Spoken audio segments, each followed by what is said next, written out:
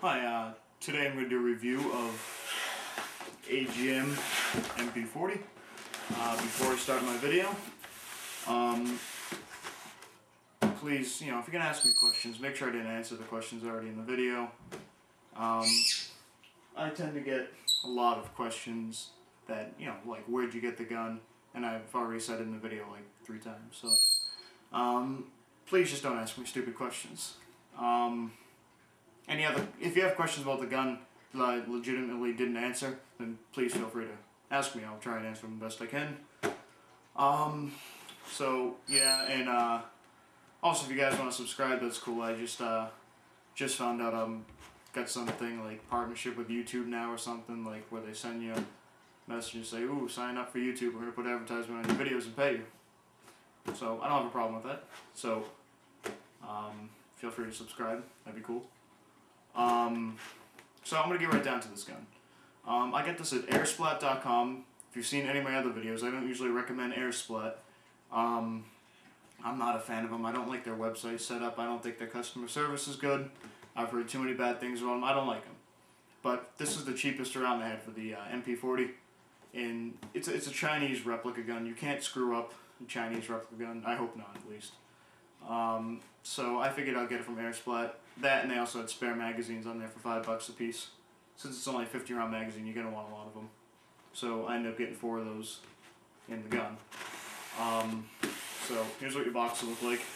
Pretty cool looking box, I guess, considering.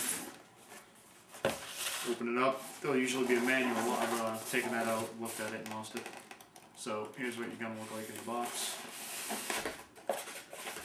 Now, in your box, you'll have, obviously, the gun. We'll get to that one in a minute. You'll have a magazine. 150-round low-cap mag. They don't sell high-caps, so they only sell 50-round mags, which really stinks. But if you have an AGM stem, AGM stem, they take the same magazines as the Mp40, so...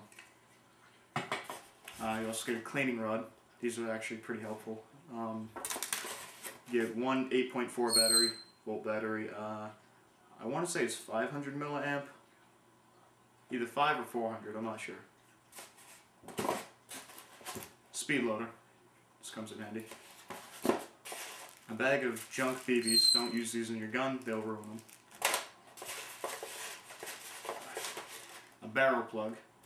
Don't know why you'd want that. And one charger. I'm not going to take it out, it's stuck in there, I never use it. I recommend just getting a smart charger instead of using this one. Smart charger will just shut off when it's done charging, whatever. So I'll get down to this gun now. This is a full metal Mp40, really cool. The only thing that is plastic is these grips, which aren't bad at all for plastic, and this receiver right here. This receiver right here. It's got a hop up, so to locate your hop up, there's this bolt cover right here. You pull that back and it will reveal the ejection port where your hop up is. You can just adjust that. Alright, now this gun has sights. Okay sights, not that bad. It's an older gun, so they're not the most accurate. They look cool. I guess if you're a Call of Duty fan, they look like that.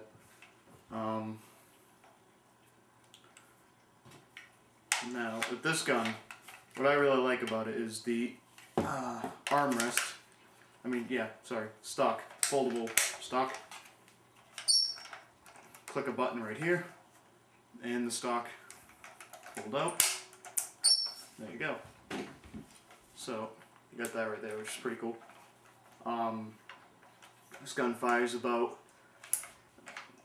I think Airsplat says like 350. It definitely doesn't shoot that much. Probably around 300, which isn't bad at all. This gun, I think, is about 100 to 130, depending on where you get it, which isn't bad at all. It's pretty good. Now, this is a Chinese clone of a Marussian Mp40, so you are getting a clone brand gun, but it is cool.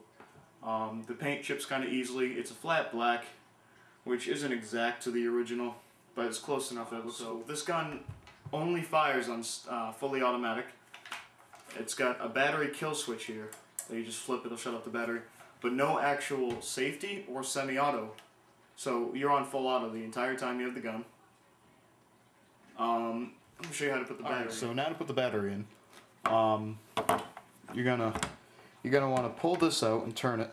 Make sure you get the stock and the battery out of the magazine out of the way. You don't have to, it's just easier. After you turn this, well, pull this out, turn it, flip this over. Now the gun split in two. Well, this is good for like the actual takedown of the gun, which is kind of nice about this one. A lot of people don't know how to take down their gun for repair and whatnot. So with this one, it kind of forces you to have to learn how to do it. So once that's out, battery's located right here. Just gonna plug it in, and then slide it right in there.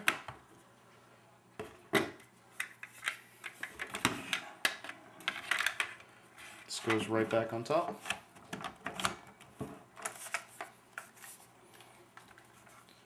Flip this closed, turn this, now your battery's in. And yeah, I'm just going to shoot it at the floor a couple times.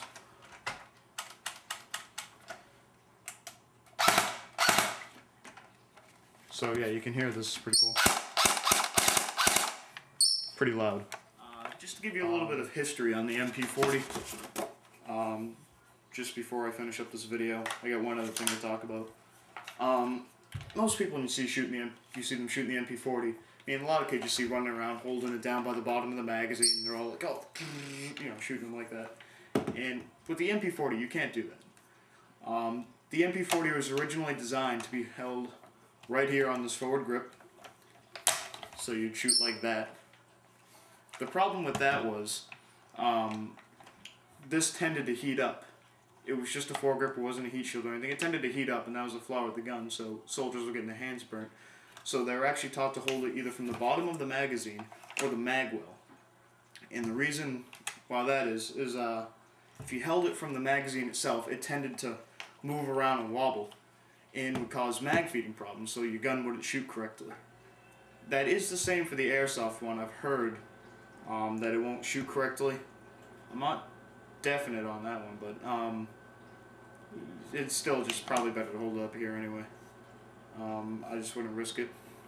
So, oh, one thing I forgot to mention earlier, this does have sling mounts, but the front one is pretty decent, you can get anything on that. The back one's going to be kind of hard though, because you have to loop it through a small thing right here, like this little small hole, and it's pretty thick, so you won't get your average like clip in there. So, sling clip. So, one thing I want to show you about this gun is a lot of people think it's kind of a small gun, but I'm just going to show you the comparison to an M4. This is a standard M4. It's only had minor modifications, just like, you know, RAS grip. Nothing that would affect the overall length of the gun. So here's your average M4. Alright, here's your M4. And then here's the Mp40 with the stock folded. And it's almost as long as the M4. In fact, with the stock folded out, it is longer than the M4. So, I don't think the Mp40 is so small. Yeah, thanks for watching my review. Anything I forgot to mention, feel free to ask me in the comments. I'll make sure I post an answer. I haven't done a review in a long time, so I don't know if I'm leaving anything out or not. Oh, and I haven't skirmished with this gun yet. I got it in December, got it for Christmas, and I haven't had a chance to skirmish with it. You know, it's been cold weather. It's just now getting into the good weather, and I don't know if I'll end up using it or not for skirmishing. And one last thing is this orange tip is not removable. You have to paint over that. That's actually the front of the gun. So, if you people like to remove the orange tips, you gotta paint it. So, thanks for watching my review.